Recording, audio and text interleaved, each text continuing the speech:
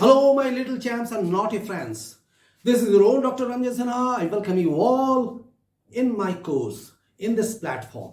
Your own learn English. How to learn English grammar. So, my dear friends, as I told you earlier, मैंने शुरू में आपको बताया था कि इंग्लिश ग्रामर में जो कुछ भी मैं आप लोगों के साथ शेयर करूंगा, आपको पढ़ाऊंगा, फिर आप देखेंगे कि आपकी रुचि उस तरफ कैसे जा रही है, किस तरीके से बढ़ रहा है। इसको किसी भी तरीके से आपको डर के रूप में नहीं लेना है कि इंग्लिश ग्रामर कैसे दे। ऑल्दो ये इंग्लिश जो है हमारे लिए फॉरेन लैंग्वेज है, लेकिन as well as it's a global language, हर किसी को इसको इस्तेमाल करना पड़ता है। और देखिए, ग्रामर यानी व्याकरण का मतलब क्या हो गया? किसी चीज को सही सही बोलना या फिर सही सही लिखना। हाउ टू करेक्ट, मतलब कैसे मैं बोलूं, how to speak correctly, how to write correctly. So what, इसके लिए हमें ग्रामर को समझना जरूरी होता है किसी भी भाषा के लिए।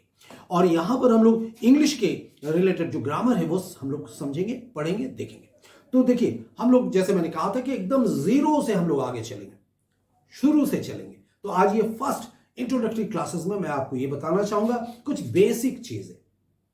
बिफोर दैट, अगर हम चले कोर्स के साथ साथ, उसके पहले कुछ चीजों की जानकारी होना जरूरी है। जैसे देखिए, इंग्लिश में अगर हम देखिए, इंग्लिश जो हमारा लेटर्स है, कितने, how many letters are there?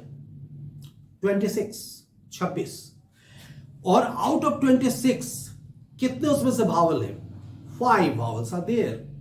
ठीक है, रेस्ट जो बचे वो किस में चले जाते हैं? कॉन्सोनेंट में। अब देखिए, एक चीज मैं यहां आपको बताना चाहूंगा कि उस कॉन्सोनेंट से आप W एंड Y को बाहर कर लो, निकाल लो, pick out W and Y। And these two, ये जो दो आपने निकाल लिया, इसको हम लोग कहते हैं semi भावल्स। Why we say these are semi vowels? Because sometimes it behaves like a vowel and sometimes it behaves like a consonant.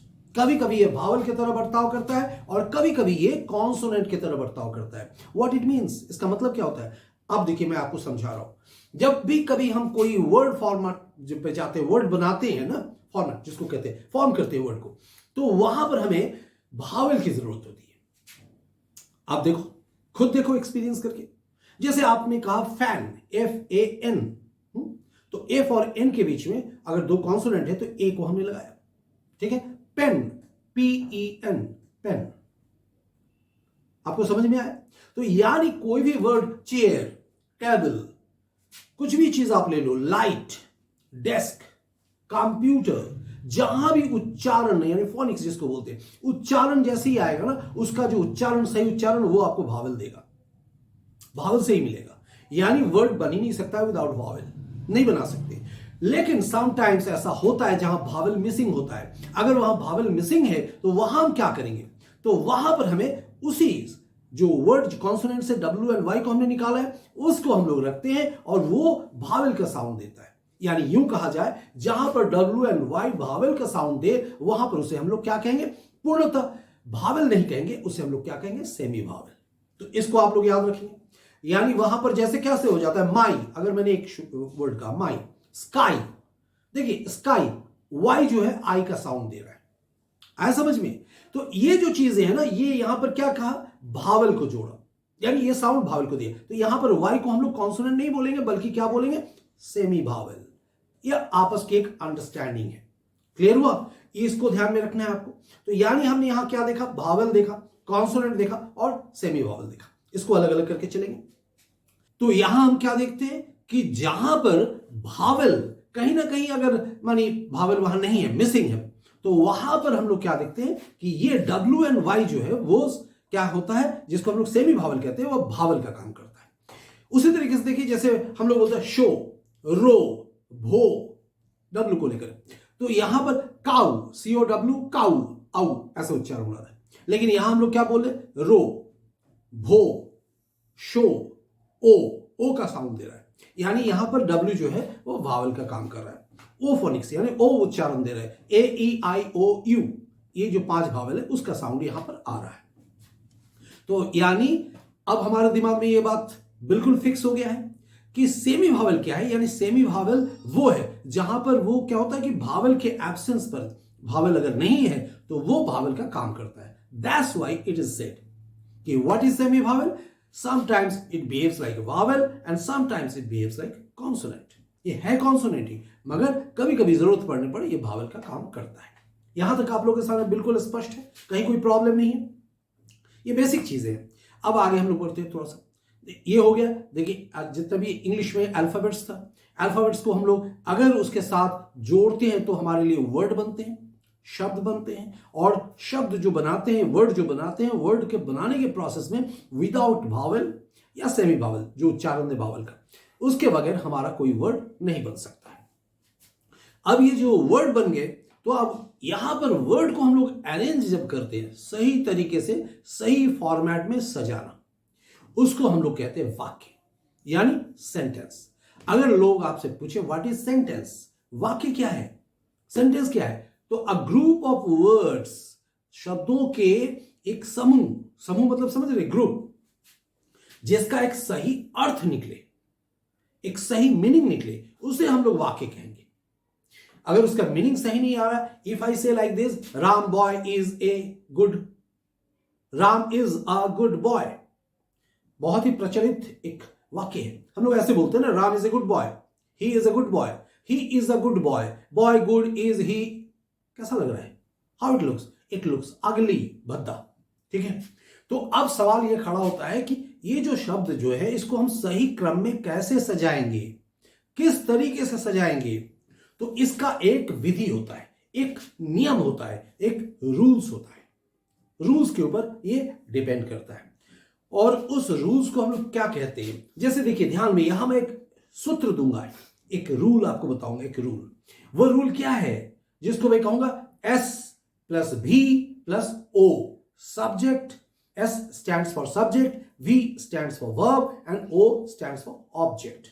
Before verb, subject comes, and after verb, object comes. याद रहेगा ये बात, इसको हमेशा ध्यान में रखेंगे। verb के पहले subject आता है, verb के बाद object आता है।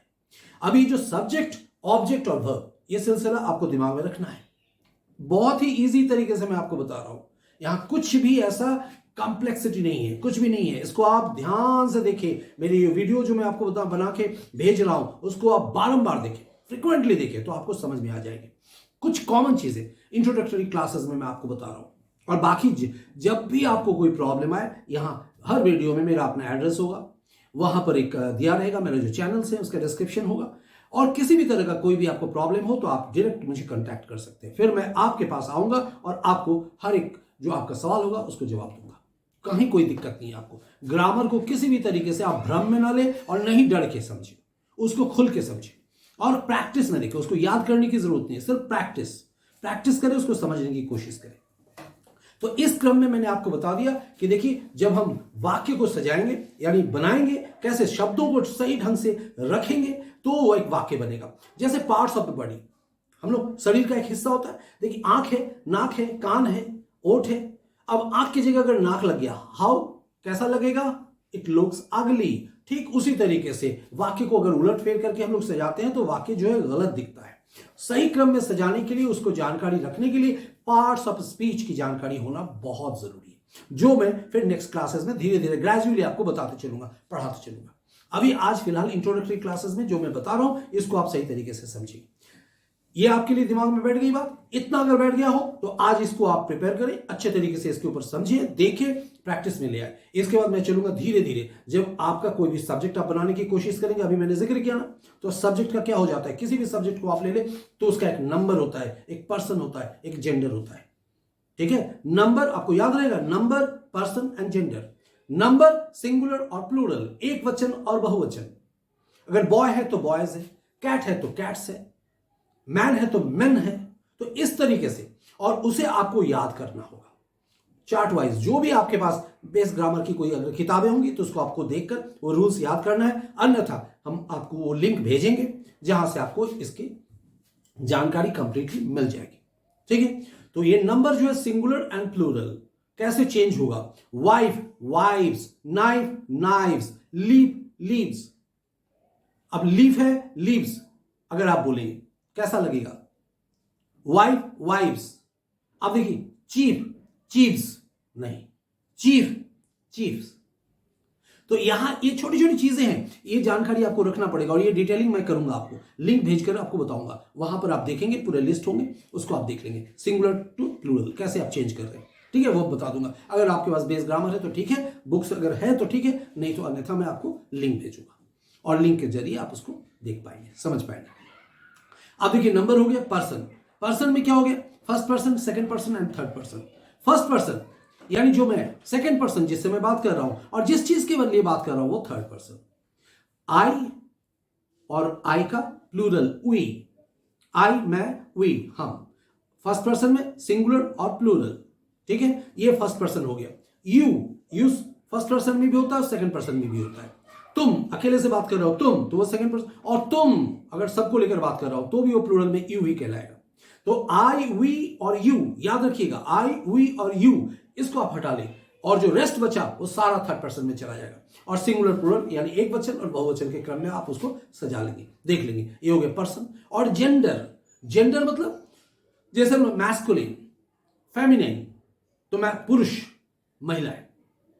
कॉमन और neuter, masculine, feminine, common and neuter. Masculine having male qualities, feminine having female qualities. और जो बोथ दोनों का, जैसे अगर हम बोले, आप किसी को बोले अगर मैन है तो वुमन है, ब्रदर है तो सिस्टर है, मैस्कुलिन फेमिनाइन आप बता रहे हो, ठीक है। अगर मैं ऐसा बोलूं कि जैसे देखिए चिल्ड्रेन अगर बोल रहा हूं, बच्चे, स्टूडेंट, स्टूडेंट्स, कुछ भी चीज, तो उससे आपको क्या लग रहा है, उसमें कौन सा मेल है फीमेल है, पता तो नहीं लग रहा है ना, ये सारे कॉमन में चला गया।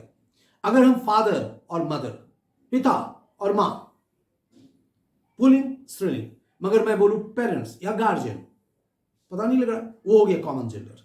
टीचर, आप जब बोल रहे हो टीचर, प्रोफेसर, ऑर्गेनाइजर, व्हाटएवर, ये सारा किस में चला जाएगा, उसको हम लोग बोलेंगे कॉमन जेंडर, ठीक है। और न्यूटर जेंडर यानी दोज लाइफलेस थिंग्स, जिसमें जीवन नहीं है, जीवन नहीं है या फिर जो चल फिर नहीं सकता है।